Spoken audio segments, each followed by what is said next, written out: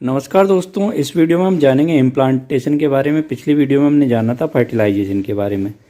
तो फर्टिलाइजेशन में जो हमारा प्रोडक्ट बना था वो था जाइगोट। तो जाइगोट से आगे किस प्रकार से मोरूला और फिर ब्लास्टोसिस्ट बनके इसका इम्प्लांटेशन होगा यूट्रस के अंदर, उसके बारे में जानेंगे। तो सबसे पहले जानेंगे क्लेवेज ऑफ जाइगोट। तो इसमें बार बार मायोटिक डिवीजन होकर जाइगोट है उसका डिवीजन होगा।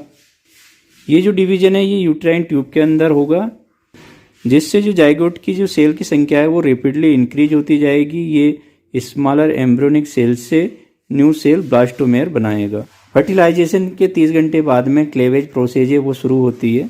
क्लेवेज के समय जो जाइगोट रहती है तो उसके अंदर सेल का डिवीजन होगा। ये 2 से 4, 4 से 8, 8 से 16 हो जाएगी, जो कि ये जोना पेलोसिडा है उस लेयर के अंदर रहेगी।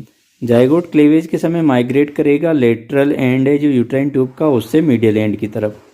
जब जाइगोट के अंदर 16 से 32 ब्लास्टोमेर हो जाएंगे तो जो जाइगोट था वो अब मोरूला कहलाएगा। जो मोरूला होता है स्फेरिकल शेप में, ये फर्टिलाइजेशन के तीसरे दिन में डेवलप होता है। फर्टिलाइजेशन के चौथे दिन में ये यूट्राइन कैविटी के अंदर पहुंच जाता है। मोरूला के अंदर कैविटी बन जाती है 2 ग्रुप में, और अब इसको हम ब्लास्टोसिस्ट कहेंगे। इस स्टेज तक जो जोना पेलोसिडा जो लेयर होती है वो प्रेजेंट रहती है। मोरूला के अंदर जो कैविटी अपीयर रहती है तो वो 2 ग्रुप में बट जाती है।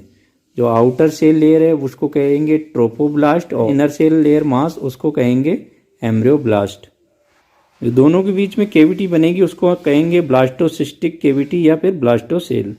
अब जानते हैं हम इम्प्लांटेशन की डेफिनेशन। तो इम्प्लांटेशन के अंदर क्या होता है, हमारे यूट्रस की जो एंडोमेट्रियम लेयर होती है तो उसके अंदर ये जो ब्लास्टोसिस्ट होती है वो पेनिट्रेट करके अटैच हो जाती है। तो इसी प्रोसेस को हम इम्प्लांटेशन कहेंगे।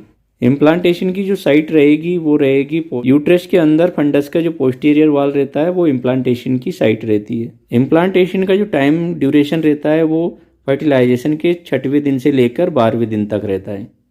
अब जानते हैं कि इम्प्लांटेशन का हम डिटेक्शन कैसे कर पाएंगे, किस प्रकार से पता लगा पाएंगे कि इम्प्लांटेशन है वो हो गया है। तो इसको हम अल्ट्रासोनोग्राफी के माध्यम से पता लगा सकते हैं, और दूसरा HCG हार्मोन होता है उसकी मदद से भी हम इम्प्लांटेशन का पता लगा सकते हैं। अब हम जानेंगे इम्प्लांटेशन की मैकेनिज्म।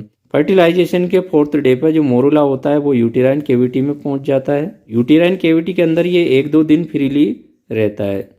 यूटेराइन कैविटी से जो फ्लूइड है वो मोरूला की तरफ पास होगा, जिससे जो मोरूला है वो ब्लास्टोसिस्ट में कन्वर्ट हो जाएगा, और ब्लास्टोसिस्ट रहेगी वो डिवाइडेड होकर एम्ब्रियोब्लास्ट और ट्रोपोब्लास्ट बनाएगी।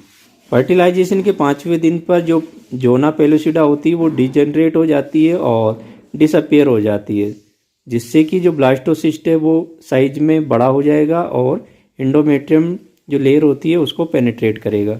एम्ब्रियोब्लास्ट रहता है वो प्रोजेक्ट हो जाता है ब्लास्टोसिस्टिक कैविटी में, जबकि ट्रोपोब्लास्ट होता है वो ब्लास्टोसिस्ट की वॉल बना लेता है। फर्टिलाइजेशन के 6th डे पर जो ब्लास्टोसिस्ट है वो एंडोमेट्रियम लेयर होती है यूट्रस की, तो उस पर चिपक जाता है। फर्टिलाइजेशन के 7th डे पर जो ट्रोपोब्लास्ट होता है वो 2 लेयर में बट जाएगा। पहला रहेगा आउटर लेयर और दूसरी रहेगी इनर लेयर। आउटर लेयर को कहेंगे हम सिनसिस्टोट्रोपोब्लास्ट और इनर लेयर को कहेंगे साइटोट्रोपोब्लास्ट।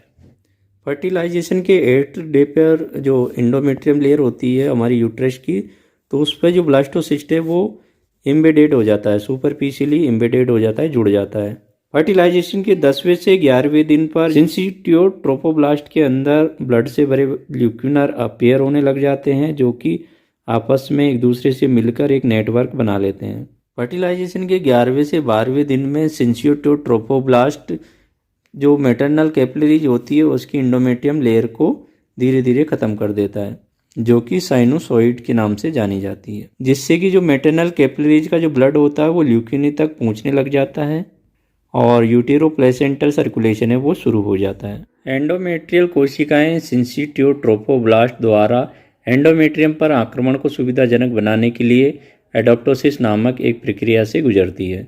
एम्ब्रियो को न्यूट्रिशन प्रोवाइड करने के लिए सिंसिटियोट्रोपोब्लास्ट जो डिजेनरेटिव सेल्स रहती है उनको इनगल्प कर जाता है, उनको निगल जाता है।